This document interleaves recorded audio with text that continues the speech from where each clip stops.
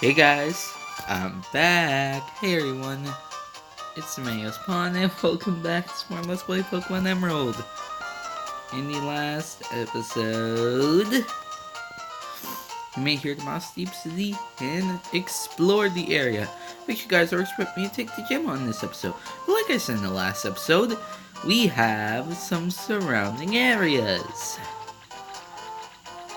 And those surrounding areas are pretty worth your time, and I recommend you go into said surrounding areas. Let me just double check to make sure the max repel is on there. Okay, it's good thing. Here we are on Route 125. I believe that I may be wrong on this, but you could well, I might as well get into it by going over this. I believe here, in this area, when you have the Super Rod, you can catch Sharpedo. This is, well, this is the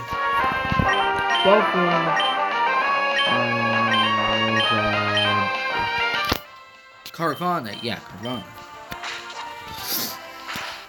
And pretty much the same thing applies here. I really like it. Sharks are my second favorite animal, so I really like there being a shark Pokemon in existence. Oh, what? I wasn't expecting a Numel to have Earthquake. It's still a Numel in the harmless tank, so I think it's fine. But anyway, back to Sharpedo. I like it in terms of design, and, well, like I said, sharks are my second favorite animal, and it's a shark Pokemon. The only problem is that it's a Gen 3, it's more a Dark type, and its stats more so in it being a physical sweeper. So unfortunately, I do have to dock it some points in effectiveness. But I really like how it looks. So yeah.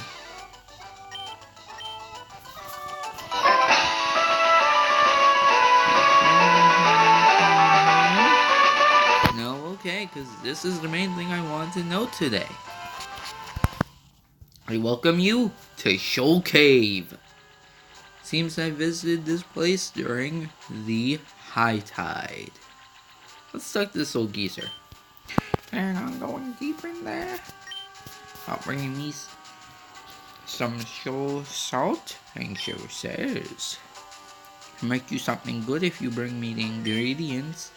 Well, since we're not really talking about anything here, at least at first, I should rectify something I said in the last episode. And that is me adding more to the bios by adding, whenever I get this looks like while I'm looking for a potential hidden item, I will just video on about what I am trying to talk about. I said that I would be adding to the bios and just when I'm going over items. Really, this looks like it would have an hidden item. Anyway, I said that would be adding images, but for some reason, after I crop the images, I can't put them in the video.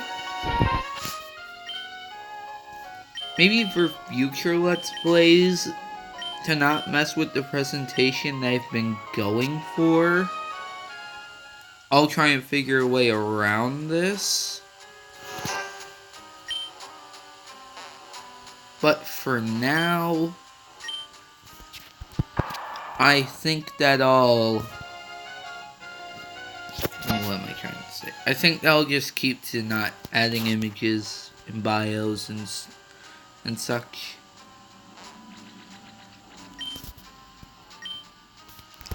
And we actually have a mechanic of this optional dungeon. It is high tide and low tide. Here's a Shoal's shell. I'll go over that in a second. You can find Shoal shells during high tide, and there's a lot of water here in high tide, but it's more icy in low tide, and it depends on the time you enter. And given my current limited recording time, if I was doing this series, hopefully later in life, assuming I don't decide to quit doing Let's Plays, or even worse, making videos. The reason I say just making videos is because, well, for candy, no, the reason I said videos in general was not because of a rare candy, but, because I don't want to talk about it, at least right now. I might make a video about it in the future?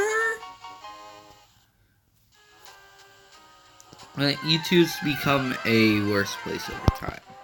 I should say that. If you came in at a later time, though, for this dungeon, then you would find it would be a lot more icy, I think, later on to the dungeon, and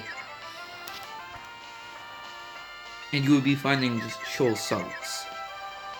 Shoal shells and shoal salts, that once you round up all of them in the immediate area, I believe, then when you talk to the old geezer, he will give you a shell bell, which is a pretty good item. And Bogmar is at level 36. It's a pretty good item, like I said. It,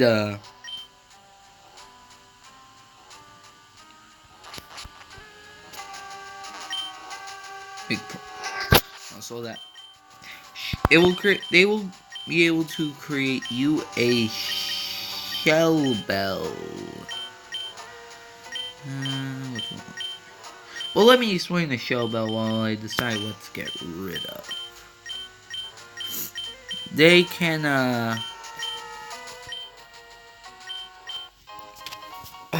it heals a little bit of HP after you attack, which is very good for tanky Pokemon, and I might just get the Shoal Salts off screen, considering that my team is more on the tanky side. But anyway, something I should mention before we go over the 2 new Pokemon available here is that I decided to give Smokeball a new hold on him. He was the only. Let me double check.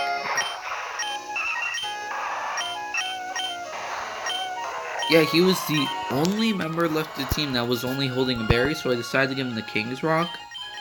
It wouldn't benefit him that much, considering not many of his moves already have flinch chance, but considering this is a single player playthrough, berries that just heal status conditions aren't the most valuable items to me, considering I can just heal my Pokemon. Anyway, we have 2 new Pokemon to go over here. And here's one. During high tide, you can find Speel, which is one of the cutest designs, in my opinion, easily. Look at its puppy eyes, and it's just a ball. And I kinda wish I could use one, considering as well, in terms of design, this line is easily one of my favorite of the 3rd generation Pokemon. It's a little tanky, and Water Ice, while it's not the best tanking type, in our playthroughs of Pokemon games, it has served me quite well. I can recommend you pick one up if you're still looking for a 6th team member. Though I will admit, this is one of the very last. I recommend you catch a new Pokemon roughly around now, because, to be honest, most of the stuff in this area, either, well, in the immediate areas coming up / now, are either not good or coming a bit too late to be useful. Speel, sure, you'll still have to put a little bit of training in to make it a full-fledged member of your team, But if you're still looking for one, I can recommend you pick one up. And the Pokemon that you can find during low tide is Snorunt, which is kind of the opposite of Spiel.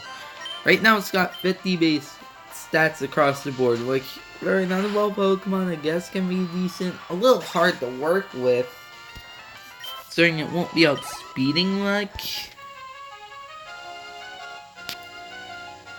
But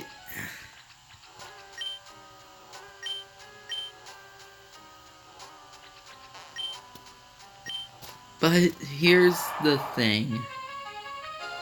When it evolves, it has 80 base stats across the board.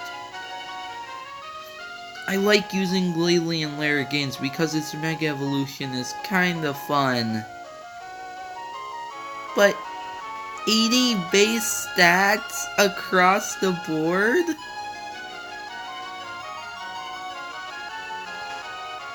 Seriously? Another Pokemon I might say, oh, it has 80 in this stat, but that's not too big a deal. But when you don't have it, when all your stats are kinda average, and you're a pure Ice type, which is one of the worst types in the game, as much as I personally am a pretty big fan of Ice types. They're not one of my favorite types per se, but I'm still fond of them. I can't recommend you, I'm sorry. This was a layer game where you could Mega Evolve and you would not necessarily be that competitively viable, or even just viable for a main game playthrough. I could still say that you were fun, but I can't hear, and I'm kinda sorry, Glalie. Because I think you got a kinda cool design.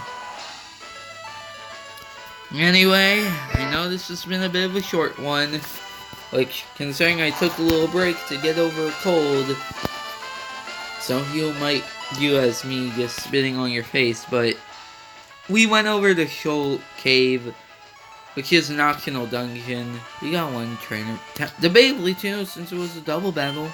Ogmar got up a level, so it was a decently eventful episode, even if it wasn't the longest. So next time on Let's Play Pokemon Emerald, we will continue to be exploring the areas outside of Mossdeep City.